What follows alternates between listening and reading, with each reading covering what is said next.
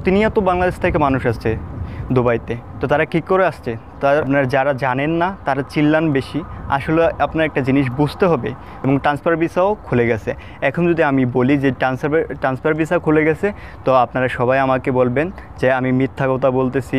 কারণ আমার ইউটিউবে কোনো সাবস্ক্রাইবার নাই, আমার সাবস্ক্রাইবার বেশি না। আমি যদি কিছু একটা সত্যি ঘটনা আপনাদেরকে বলি, সেটাও আপনাদের কাছে মিথ্যে মনে হবে। আপনারা যদি প্রমাণ চান তাহলে অবশ্যই আমি প্রমাণ জোগাড় করব, আসল সত্য ঘটনাটাই আপনাদের সাথে বলার চেষ্টা করব। আর আসসালামু আলাইকুম ওয়া রাহমাতুল্লাহি ওয়া বারাকাতুহু। সম্মানিত দর্শক মণ্ডলী, আপনারা সকলে কেমন আছেন? আশা করি আল্লাহর অশেষ মেহেরবানিতে আপনারা সকলে ভালো আছেন। দুবাই ইনফো নেটওয়ার্ক থেকে সবাইকে স্বাগতম। আমার নাম আব্দুর রাহিম, আমি সংযুক্ত আরব আমিরাত থেকে বলতেছি। আজ কিছু মূল্যবান কথা নিয়ে আলোচনা করতে এসেছি আপনাদের সাথে।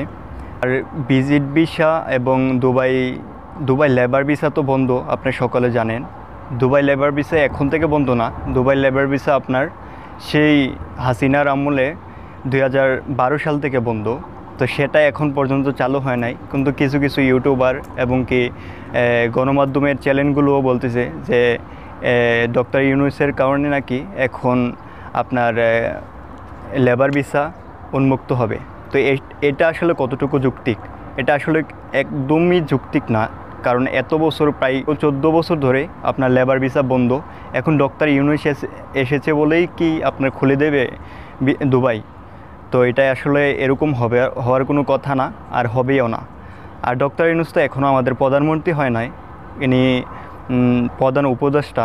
তো সেই হিসাবে আপনারা কীভাবে ধারণা করেন যে লেবার ভিসা খুলতে পারে?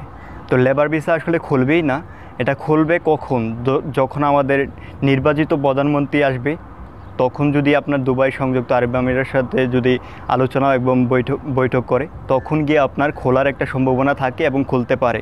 তো এই বর্তমান সিচুয়েশনে কখনই লেবার ভিসা খুলবে বলে ধারণা করতে পারেন না, আপনারাও পারেন না। তো এটা আসলে একটা অযৌক্তিক কথা। তো দুবাই যখন মানুষ দরকার হয়, তখন কিছু একটা উপায়ের মাধ্যমে ভিসাগুলোকে উন্মুক্ত করে।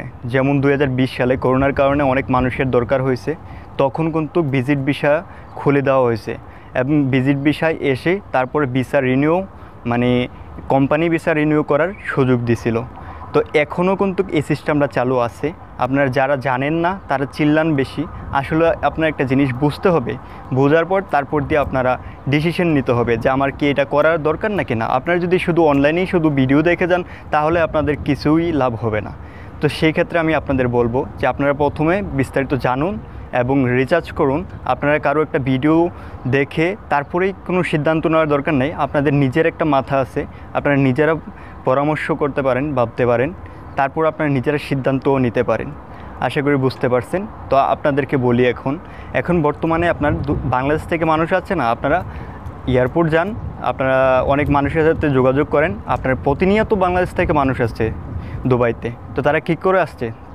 তারা আসার একটাই কারণ। তারা কিভাবে আসছে? তারা হচ্ছে ফ্রি জোনের ভিসা এখনও উন্মুক্ত আছে। এটা কিন্তু কিছুদিন আগে উন্মুক্ত ছিল না। তারা এটা কী কারণে দুবাই উন্মুক্ত রাখছে? কারণ তাদের মানুষ দরকার, আর তারা ফ্রি জোনের মাধ্যমে আসতেছে। আসার পর তারপর দিয়ে কোম্পানিতে 6 মাস বা 1 বছর কাম করার পর এখান থেকে ক্যান্সেল করতেছে, তারপর দিয়ে আবার অন্য স্বাভাবিক কোম্পানিতে কাজ পাচ্ছে, এবং ট্রান্সফার ভিসাও খুলে গেছে।